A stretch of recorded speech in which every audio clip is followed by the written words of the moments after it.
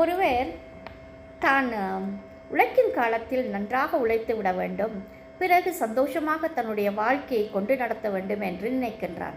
ஆனால் எதிர்மாறாக என்ன நடக்கிறது என்று பாருங்களேன். உழைக்கும் காலத்தில் தன்னுடைய இளமை போய்விடுகிறது. அனைத்து சந்தோஷங்களிலும் முடியாமல் போகிறது. எல்லா சந்தோஷத்தையும் விட்டு கொடுக்கின்றான். தன்னுடைய குடும்பத்துக்காக, தன்னுடைய குழந்தைகளுக்காக, தன்னுடைய வாழ்க்கையவே அர்ப்பணிக்கின்றான். ஆனால் இறுதி காலம் வரும்போது தான் என்ன செய்தோம் என்று சிந்திக்கும் போது தான் உழைத்த பணமும் தன்னிடம் இருக்காது. யாருக்காக உழைத்தார்களோ அவர்கள் கூட தங்களிடம் இல்லை. இதை சற்று சிந்தித்து பாருங்கள். ஒவ்வொருவரும் நீங்கள் உழைக்கும் காலத்திலேயே முடிந்த அளவு உங்களை நீங்கள் சந்தோஷமாக வைத்துக்கொள்ள கற்றுக்கொள்ளுங்கள். உங்களுக்காக என்ன தேவையோ அதை செய்ய கற்றுக்கொள்ளுங்கள்.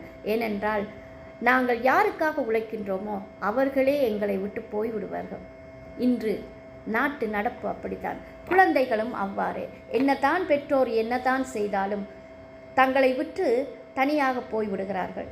அப்பொழுது தான் எங்களுக்கு யோசனை வரும், ஐயா நாங்கள் இவ்வளவு உழைச்சோமே, நாங்கள் இவ்வளவு பண்ணினோமே, இவ்வளவு செய்தோமே, இப்போ நம்மளோட யாருமே இல்லையே அப்படின்னு. ஆனால் உண்மையில் அவர்களையும் குறை சொல்லக்கூடாது. காரணம் இன்றைய நிலவரம் அப்படி. ஒவ்வொருவரும் பணத்துக்கு பின்னால் ஓடிக்கொண்டே இருக்கிறார்கள்.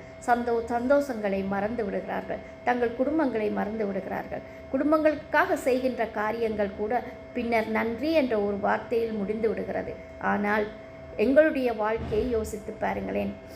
வயது போன காலத்தில் எங்களுக்கு தொழில் கொடுக்கக்கூட மறுத்து விடுவார்கள். தொழிலும் இல்லாமல் போய்விடும், உழைத்த பணமும் இல்லாமல் போய்விடும். நடு கடலில் எங்களை தத்தளிக்க விட்டு விடுவார்கள்.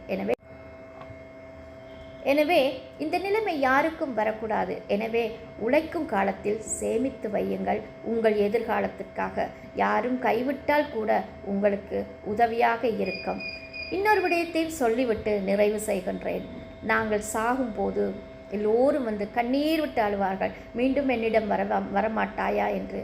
ஆனால் நீங்கள் உயிரோடு இருக்கும்போது ஒரு நாளாவது உங்களிடம் தொலைபேசியில் அழைத்து பேசியதாகவோ அல்லது நீங்கள் நல்லா இருக்கிறீர்களா, நீங்கள் சாப்பிட்டீர்களா என்று கேட்பதற்கு கூட வந்திருக்க மாட்டார்கள். எனவே உயிரோடு இருக்கும்போது உங்கள் பெற்றோரை நேசியுங்கள், உங்கள் நண்பரை நேசியுங்கள், உங்களுடைய சகோதரங்களை நேசியுங்கள், உங்கள் சொந்தங்களை நேசியுங்கள்.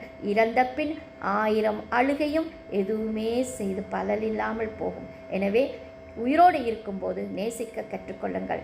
வணக்கம்.